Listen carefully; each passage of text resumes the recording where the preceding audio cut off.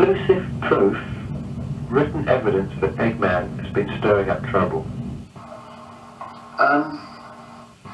Well, under the provisions laid down our beliefs, we are entitled to take action to protect our beliefs. What sort of action do you have in mind? Well, there's ways of protecting beliefs, and obviously this involves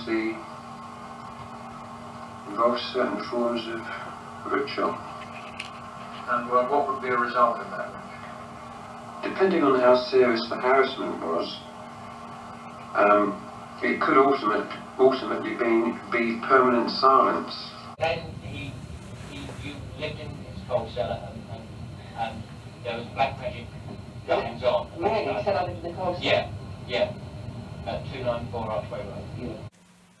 Since the death of David Farrant, almost 3 years ago, as it will be early next year, in the spring of next year at least,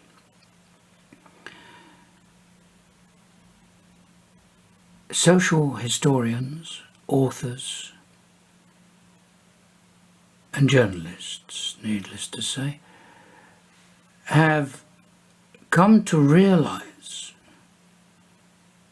that they have not even touched the tip of the iceberg where Farrant is concerned.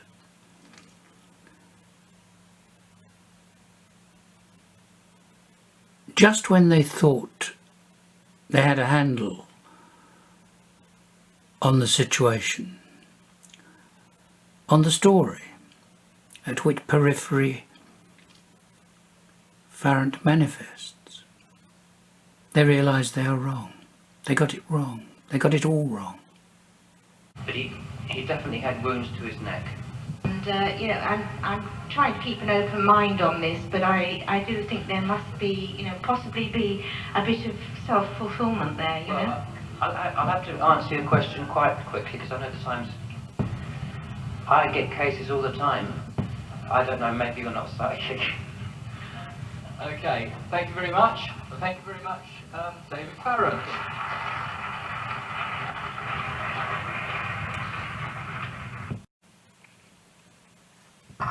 Sean Manchester is president of the British Occult Society.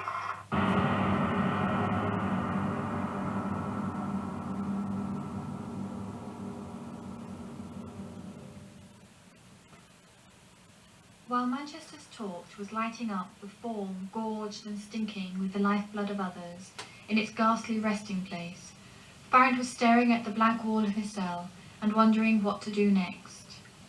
The answer arrived in the form of John Bradish, who described himself as a company director and was vaguely acquainted with the amateur vampire hunter through drinking sessions at the Prince of Wales pub in Highgate Village. He persuaded Farrant to change his plea to not guilty and paid his bail. Bradish then brought him back to his house in Manor Road, Barnet, where Farrant would remain for the next year.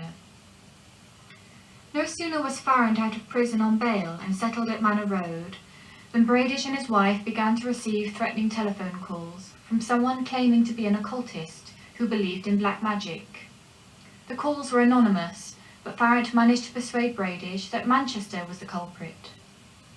Overlooking the fact that he was not acquainted with Manchester and that the telephone number was unlisted, Bradish furiously banged on the front door of the offices of the British Occult Society, which were then, at that time, located in Holloway Road.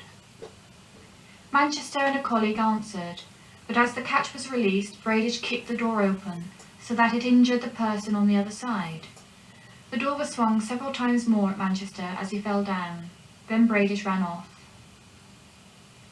The Hornsey Journal, 2nd of October 1970, published a large photograph of Manchester in formal evening dress, tails and white tie, and reported, "Sean Manchester, celebrated ghost hunter, exorcist and leading authority on the occult, was attacked on the premises of the North London branch of the Society last Saturday." No words had been exchanged during the mysterious attack, and Manchester remained in the dark over what might have provoked it, until the case came to court, where Bradish was found guilty of assault. It was then that he and his wife claimed to have received threatening phone calls.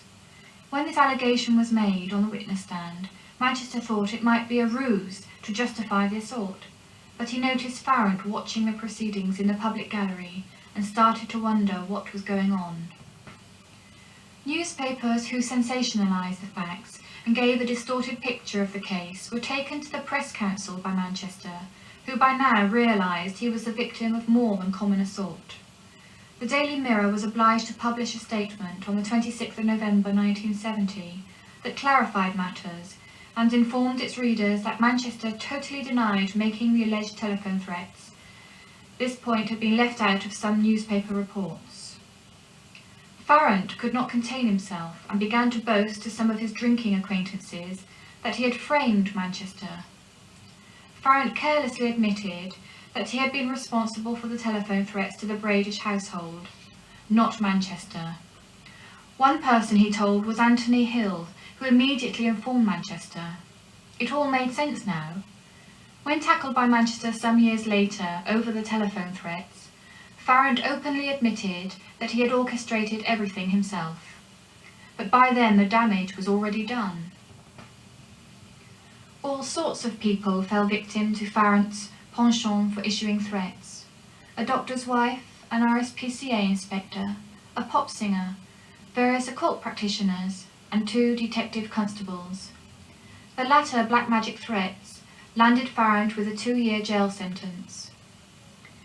It is all the more incredible, then, to discover a book about demonic possession being published almost a quarter of a century later, in which Manchester is pilloried on evidence gleaned entirely from flawed newspaper cuttings and the misinformation provided by David Farrant.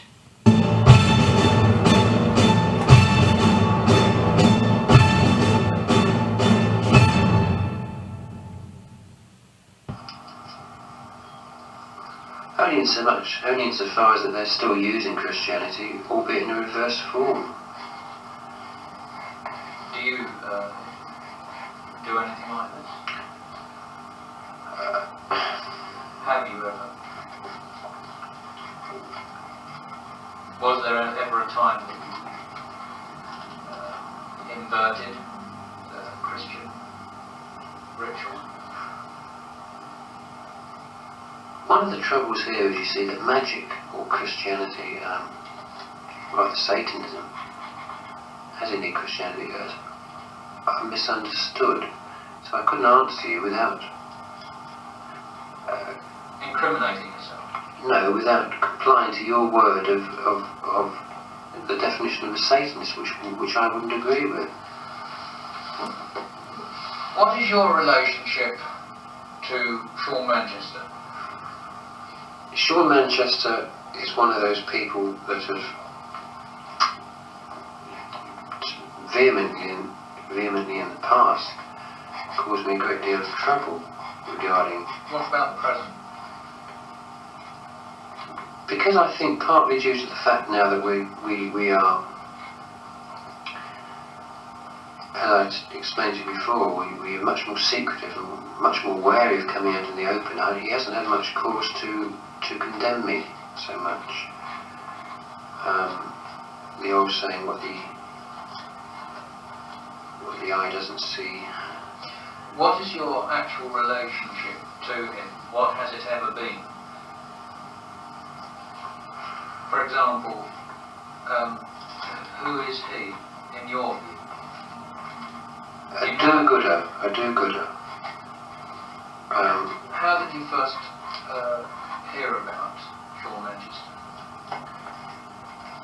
Yes, Sean Manchester is a very touchy subject as far as I'm concerned. There's been a lot of mention in the media, press, of the British Occult Society. Yes. And both his and your name has been mentioned in this respect. Well, yeah, again, you're referring to the event in the past, I believe, mainly.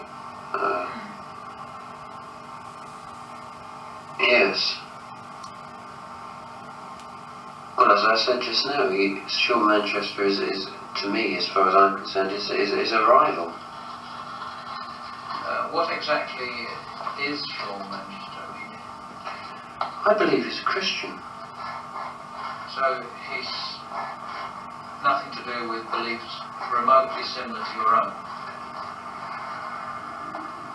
Well, I wouldn't. You said he's a rival. Yes, because he's made himself a rival. But have you at no time exacerbated ill feeling by, for example, adopting the name of an organisation which perhaps he belongs to? This is the bust I posthumously modelled of Farrant.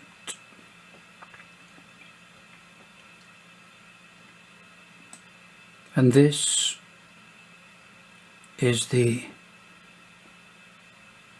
bust modelled of the man in whose cellar Farrant dwelled between 1969 and 1970 for approximately a year. His name being Tony Hill.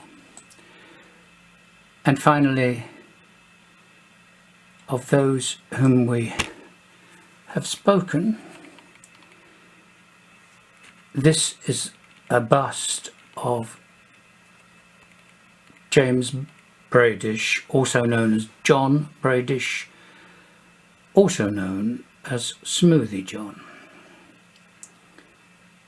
about, again, whom we've spoken. Of the oil portraits posthumously painted of Farrant by me, I include the one I most favour,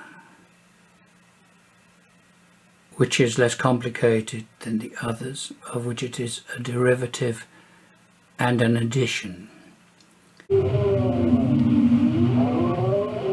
Is there evil still at Highgate? No. Highgate Cemetery has been successfully purged of the vampiric pestilence that contaminated it all those years ago. The contagion has been successfully exorcised. Bishop Manchester's extraordinary story is told in his book, The Highgate Vampire.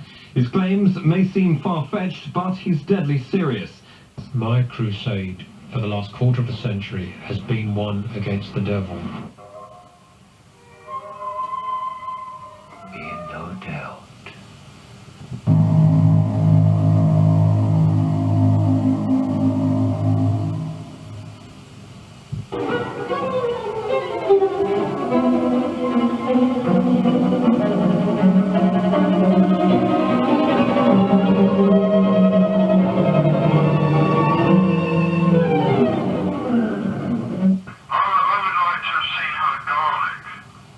Indeed, wild garlic it must be. I would like to have seen it. Oh yes. Oh, so you're back from the